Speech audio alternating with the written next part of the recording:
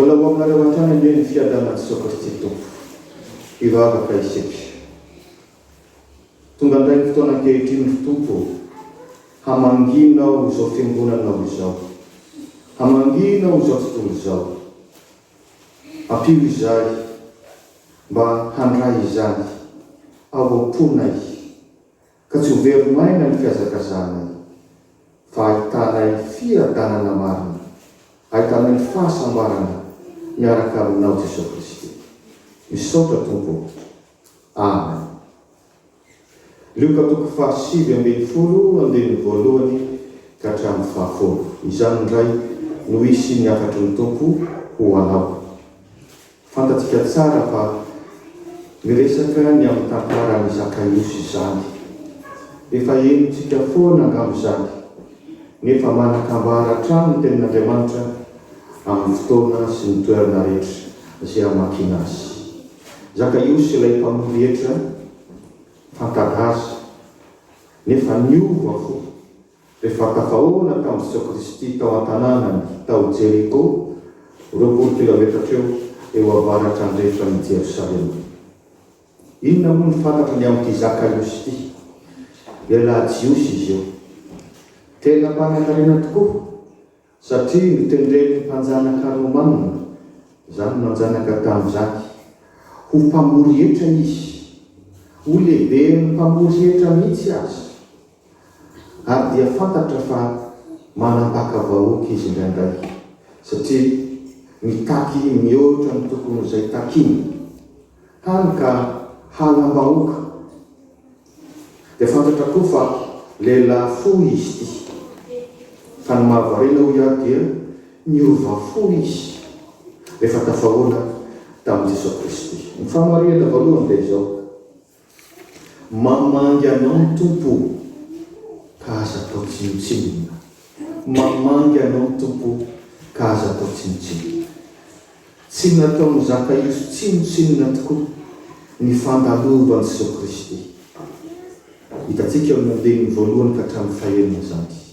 Tsy nataon'ny Zakaiosy tsinotsinona ny famangeny Jesosy Kristy azy, satria tsy nahavelany isy asakana ny amin'ny tokony ahitany azy, na dia tsy tian'ny olona aza izy, fantatra fa fo izy, dia mirohatra ny vahoaka. Jesosy Kristy efa malaza, efa nanao fanasitrana sy fahagagana, vao niditra an-tanàna ny Jeriko izy dia efa nasitrana jango anankiray eo ihany, dia mirohatra ny vahoaka. Saratra tamin'ny Zakaiosy no tonga eny aloha satria fo izy. Fa voalaza ny tenin'Andriamanitra tsy natao nasakana azy zany, nisisika izy. Raha mbola mirohatra ihany ny vahoaka dia miazakazaka toy ny zaza izy. Raha mbola izay koa no ahitany tompo, na mety tena izy na dia fonctionnaire ambony azy. Ary satria ny olona tonga alohany, teny alohan'i Jesosy Kristy, dia midadaviny indray ny hevitra avy. Nisy olona nianika azo dia amin'izay mahita tsara, dia nianika azy koa izy raha izany no milaina. Mety misy angamba ny olona niome azy, fa tsy nirara iny zany, fa naniry mafy izy neta Jesosy. Izay no lazako hoe tsy nataon'ny Zakaiosy tsinotsinona mihitsy ny famangen'i Jesosy tao amin'ny tanàna misy azy. Ry havana, ianao koa ngamba efa manatsiaro mitadin'ny tompo tahaka izany teo amin'ny fiainanao. Tsy adininao mihitsy izany tantaranao izany, ary milaza aminao aho fa tahaka nataon'ny tompo tamin'ny Zakaiosy, tsy ataon'ny tompo tsinotsinona koa izany fandraisanao azy izany rehefa mamangy anao izy. Ary ny zavatra mahavariana dia izao: manan-karena ity lehilahy ity, tompony vola ity lehilahy ity, manontany olo ity lehilahy ity. Saingy hitantsika eto fa tena mbola misy zavatra banga zany teo amin'ny fiainany, afaka mitazan-davitra koatsy ny hoe Zakaiosy hoe izao izany, ay fa tena na tsy ary izy io misy zavatra banga amin'ny fiainany, tsy tena mbola sambatra. Dia izy miolo manao ny fomba rehetra mba ahitana Jesosy Kristy io. Raha teo amin'ny teny hafa zany dia izao: tsy ampy hahasambatra raha ny vola fotsiny. Dia vavolombelona izany i Zakaiosy. Ary izay no afatra ho antsika. aza vela isy asakana ny fanatonanao amin'ny tompo, ny fionanao amin'ny tompo, fa izany ihany no azonao haintana. Raha tsy izany dia hoverimaina ny fotoana ny azakazahanao hatramin'izay. Ny fahamarinana faharoa dia izao, tahaka natao amin'ny tompo tamin'ny Zakariosy, mamangy anao amin'ny tompo ka hampandrosoa eo am-po. Mamangy anao amin'ny tompo ka hampandrosoa eo am-po. Andehany fafito ka hatramin'ny fahafolo. Raha ny marina tsy Zakariosy no mitady an' Jesosy, fa Jesosy Kristy no tena mitady an' Zakariosy ka tonga mamangy azy ao amin'ny tanàna misy azy dia ho Jeriko izany. Indikany hoe misy fiangonana amin'ny tanàna misy anao, mamangy anao zay ny tompo. Matoa hanirahana mpitandrina ny tanàna sy ny fiangonana misy anao, mamangy anao zay ny tompo. Aoka tsy ataontsika tsinitsininy izany. Ary ny zavatra hita araka nambarako hoe Jesosy nge ny tena mamangy. Efa nomanonelony fony Zakariosy, ary tsapatsika izany amin'ny fihetsika rehetra izay nataon'ny Zakariosy. Natonga ity lehilahy fonctionnaire ambony ity tsy nanaiky raha tsy ahita an' Jesosy. Hoy aho na dia natao aza ny nianika azy fa zay no hitany an' Jesosy dia natao izany. Fa tsy izy rery ny nianika azy, fa nisy ihany ny olona nianika azy. Fa zao hitan' Jesosy manokana tamin'ireo rehetra ireo Zakariosy. Voalaza fa izy ny fohy indrindra, fanavahany manokana tamin'ireo vahoaka marobe ireo Zakariosy. Zakariosy tsy miantso an' Jesosy akory, fa taza an' Jesosy manokana Zakariosy.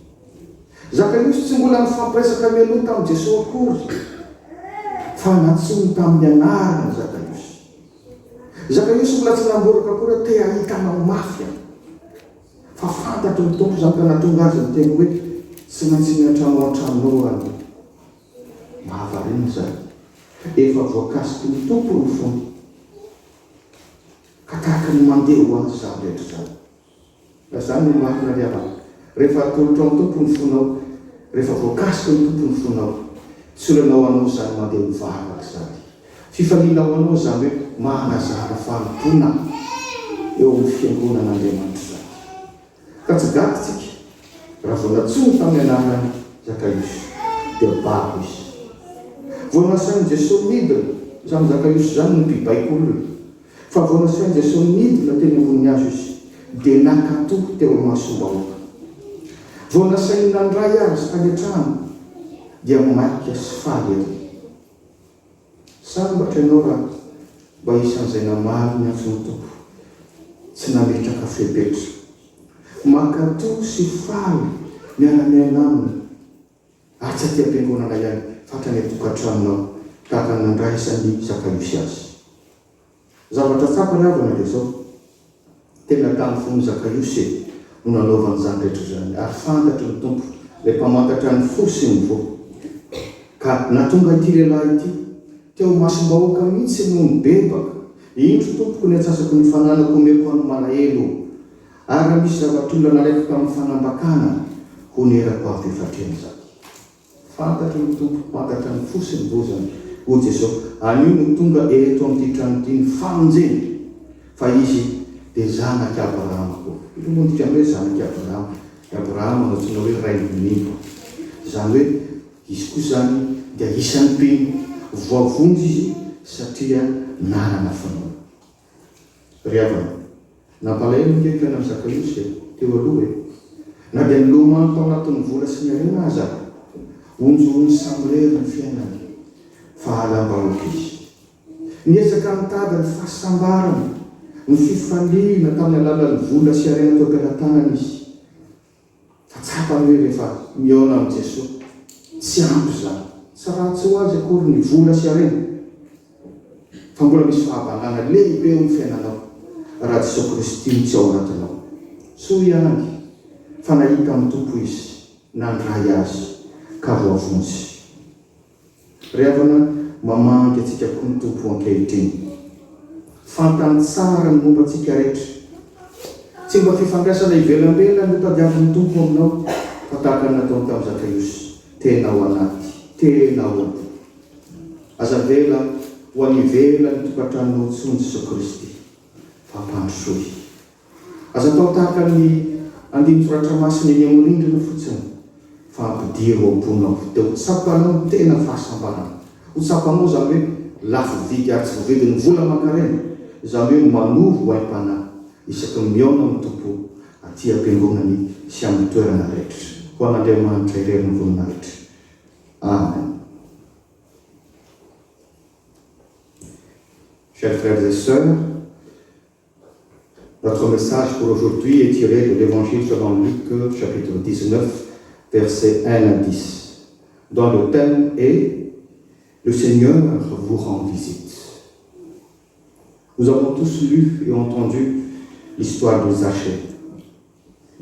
Qu'est-ce qu'on sait déjà sur Zachée? C'est un juif, c'est un haut fonctionnaire qui travaille sur le compte de l'Empire romain. Il est en effet un percepteur d'impôts. Il est même le chef des publicains.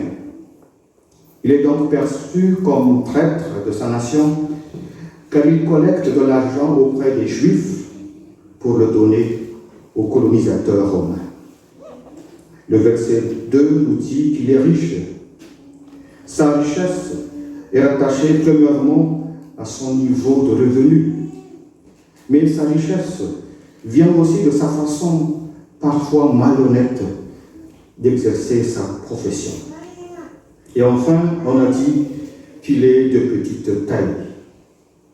Mais après sa rencontre avec Jésus, sa vie est complètement transformée. Alors, la première leçon que l'on peut tirer de l'histoire de Zachée est: ne laissez pas passer la visite de ton Seigneur. Ne laissez pas passer la visite de ton Seigneur. Si vous avez bien saisi cette histoire, Zachée veut à tout prix avoir Jésus. Versets 1 à 6. Rien n'a pas pu l'empêcher de voir son Seigneur. Il a connu en effet quelques obstacles. Étant trop petit, la foule en effervescence l'empêche de voir Jésus. Mais il s'est mis à courir en avant de ce défilé de gens. Il a fallu qu'il monte sur un arbre, sur un sycomore, pour bien le voir. Et il l'a fait. Les gens auraient certainement dû se moquer de lui, étant donné ses fonctions officielles. Mais son envie de voir Jésus a pris le dessus. Bref, Zachée a pris tous les moyens pour voir Jésus. Chers frères et sœurs en Christ, vous aussi peut-être, vous avez expérimenté un parcours similaire. Une expérience que vous n'oublierez jamais. Une démarche que le Seigneur prend certainement en considération. Que le Seigneur demeure dans votre foyer comme il l'a fait à Zachée. Chers amis, le Seigneur vous rend visite car il vous aime. Comme Zachée, ne laissez personne ou quoi que ce soit vous empêcher de le rencontrer. Il faut remarquer que la richesse de Zachée n'a pas suffi à le rendre heureux. Et toutes ces démarches le confirment. On sent bien qu'il a encore eu mal dans sa peau, qu'il lui manquait quelque chose. Et oui, l'argent seul ne fait pas le bonheur. Et cela me rappelle le proverbe chinois. L'argent peut acheter une maison, mais pas un foyer. L'argent peut acheter un lit, mais pas le sommeil. Une horloge, mais pas le temps. Un livre, mais pas la connaissance. Une position, mais pas le respect. L'argent peut acheter du sexe, mais pas l'amour. Et encore moins le salut et la vie éternelle. Il faut rencontrer personnellement Jésus pour les avoir. Deuxièmement et dernièrement, ouvrez vos cœurs au Seigneur, car il vous rend visite. Ouvrez vos cœurs au Seigneur, car il vous rend visite. En fait, c'est Jésus qui voulait à tout prix rendre visite à Zachée. Versets 7 à 10.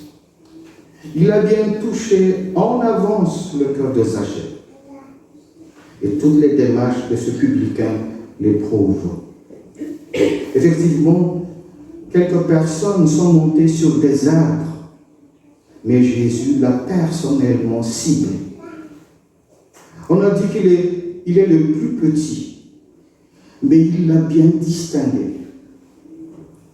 Il l'a appelé par son nom, alors qu'ils ne se sont pas encore disputés.